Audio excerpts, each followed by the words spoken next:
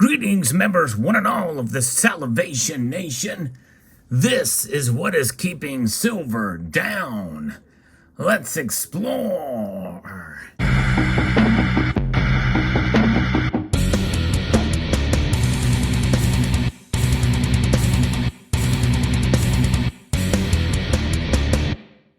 Indeed, another bad day for silver.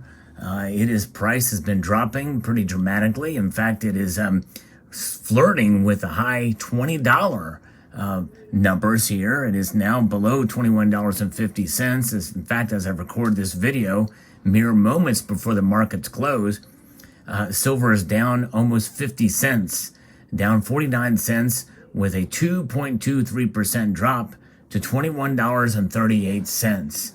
And that is certainly discouraging for silver stackers out there. But again, I want to encourage you to hang on. When I tell you the reason why, I think hopefully you'll understand.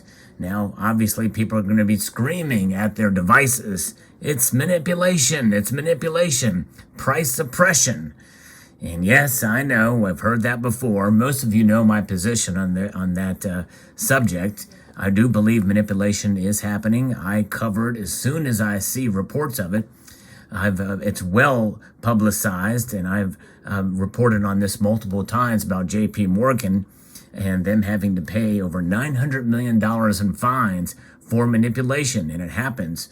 They're one of the biggest perpetrators of that activity. Manipulation, as you know, is when the spot prices are manipulated up or down for selfish gain, and that's what I call micro manipulation, or it's essentially a manipulation from within an institution. Yea, though J.P. Morgan's a huge institution, and it has a negligible effect on the overall markets, and that's what we're going to talk about in this video. But first, let's talk a little bit about why gold and silver fell today.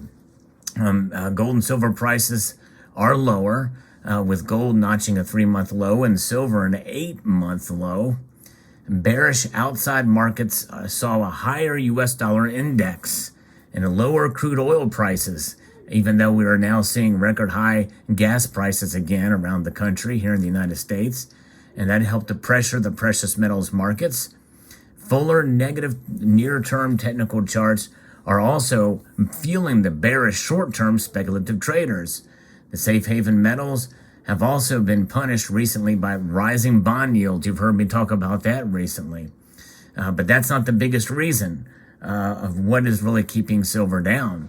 The bulls remain perplexed that the metals are ignoring a wobbly U.S. stock market, an elevated risk aversion in the overall marketplace due to major war and rising inflation. In fact, tomorrow we should get new inflation numbers, and it's likely to increase. And so that is something that you have to consider here, and it's confusing and frustrating, more frustrating a lot of people than not, with these multiple days of lower prices, and we're seeing this 8-month low. How can this happen in a world of high inflation? And especially with the stock market going down, and people are certainly concerned. We have the Russian invasion of Ukraine, and there's even more talk about, quote, surging COVID cases, and that have locked down major Chinese cities, and rising cases here too. In fact, we know the narrative behind that. And as you know, when we talk about these market conditions or what the market reacts to, it's not necessarily to get into a debate about those factors such as the Russian war and or COVID. It's how they affect the market. That's what I want to focus on in most of these videos. But nonetheless, it is something to behold here.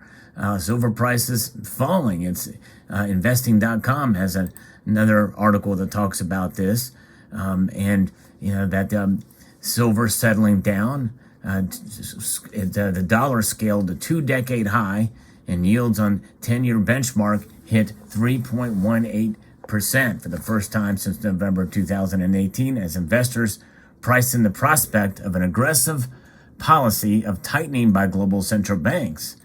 And so that essentially is something that is going to bode well for the dollar.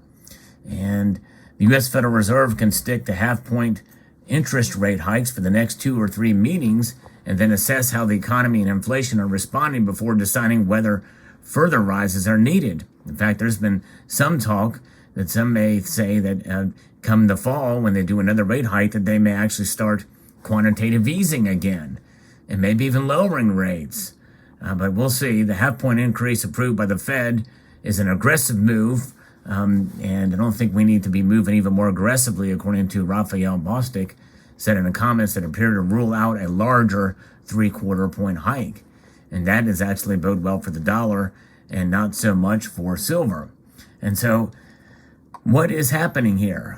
We're seeing, in a sense, a somewhat of a repeat of what we saw in 2020. Not quite to the highest levels that we saw in terms of the index points for the dollar index, which is, was near 1,300 there if you look at it from index points. Right now it's about 1,250. And so what is it, folks? What is the one thing, the biggest thing that's keeping silver down? It's this. That's right. It's the dollar. The ever despised dollar by most in this community. But you won't hear me trashing the dollar. It's a force to be reckoned with, folks. And in fact, it is what we utilize as a currency.